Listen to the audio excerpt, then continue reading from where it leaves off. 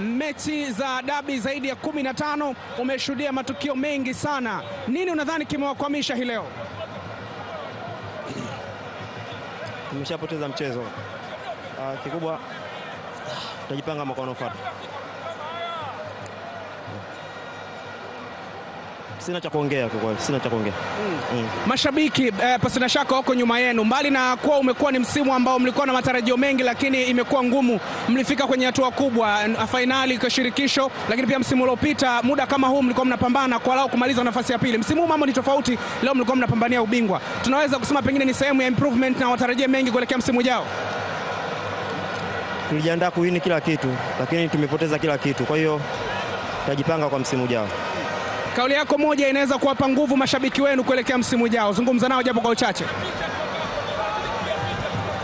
Waendelee kusupport timu yao. Kwanza hongereni kwa kushinda mchezo wa leo. Pressure ilikuwa kubwa, mechi imeahirishwa zaidi ya mara moja. Nini kimewafanya unadhani kimewafanya ama kimewawezesha kufika hapa na kuwa mabingwa mara 4? Si kawaida, walikuwa mara 4 Simba, lakini mmeweza kufikia pale ambapo walikuwa.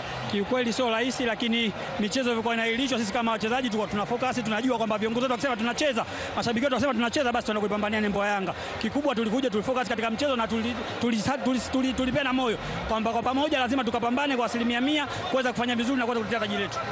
Nini kilikuwa kinakupa stress kuelekea mchezo wa leo ambao ulikuwa na pressure si ndani mpaka nje ya uwanja?